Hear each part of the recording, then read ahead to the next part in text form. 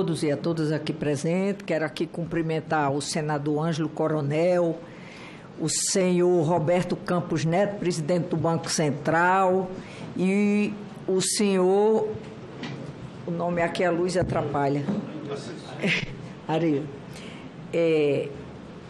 Minha formação é médica, mas eu costumo dizer que ninguém é mais economista do que dona de casa. Então, o que eu queria perguntar aqui, senhor presidente, essa remuneração de sobra de caixa de bancos que foi falado aqui pelo senador Rogério, que foi criada aquela lei que a gente aprovou, que seriam esses depósitos compromissados.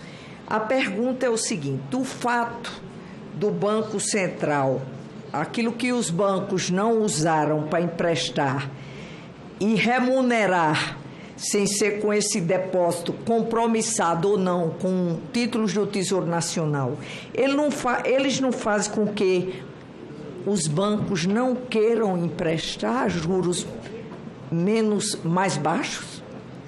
Porque eu, se fosse banqueira, com certeza eu preferia a taxa Selic de 3,75, sem nenhum risco de perda.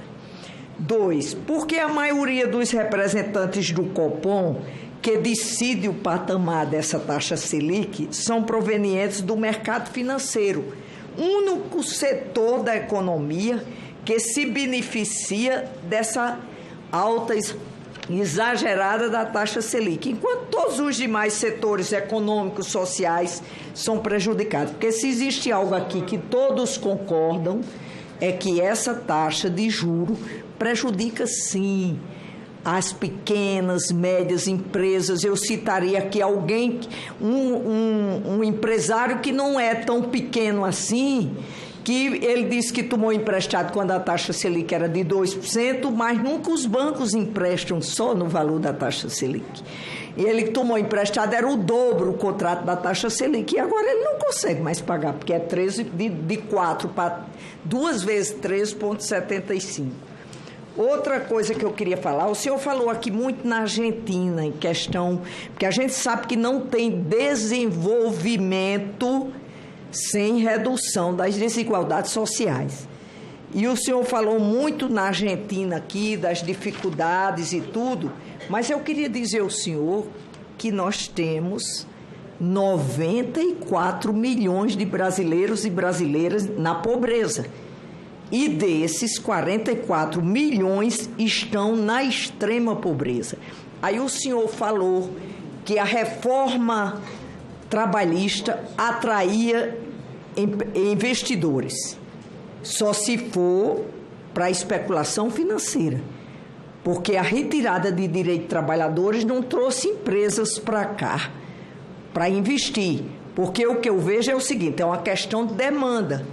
Se você vai investir, se você tem um comércio, eu digo aqui, eu tenho uma padaria, uma loja de conveniência. Se eu tenho 5 mesas e a demanda está maior porque o povo está com poder de compra, eu só vou ampliar porque tem demanda.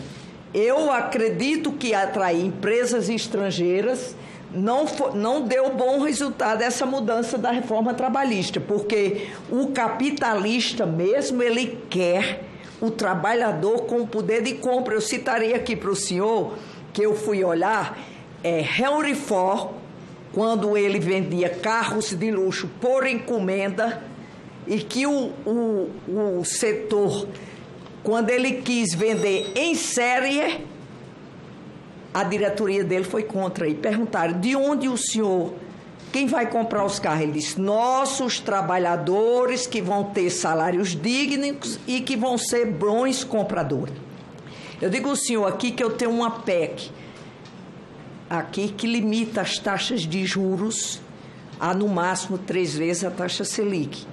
Ela não engessa a política monetária do Banco Central. Isso aqui não é uma questão de ser contra o senhor Roberto Campos Neto, não sei se terei autoridade para falar dessa autonomia, mas sei que essa autonomia, o banco também tem responsabilidade no desenvolvimento social.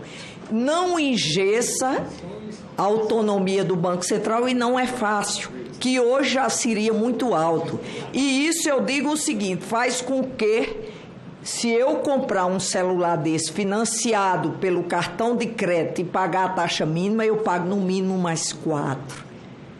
E eu costumo dizer, senhor Roberto Campos, que o ladrão me rouba 1, mas o banco já me levou 3. Então, o que eu quero dizer é que a especulação financeira para tudo tem um limite.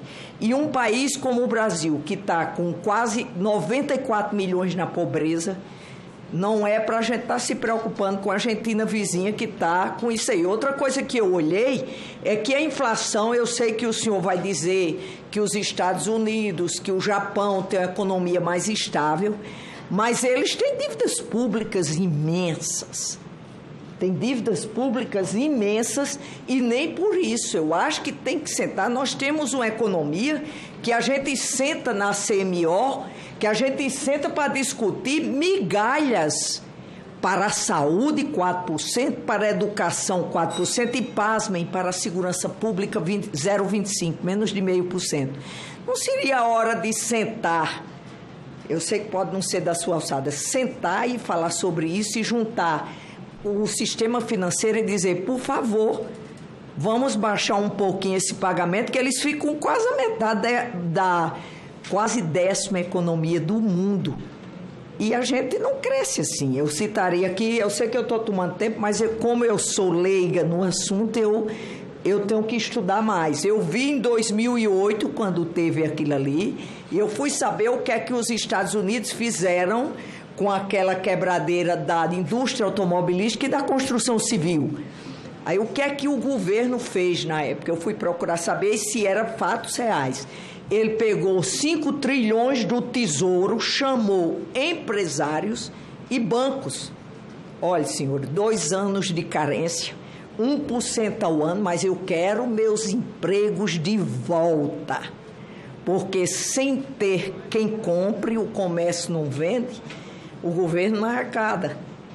E a população, e a indústria também não arrecada. Então, são essas perguntas, eu acho que para quem não tem essa formação, mas eu fiquei aqui ouvindo, eu tenho essa curiosidade. Acho que os juros são, com todo o respeito a Vossa Senhoria, eu considero assim, indecentes.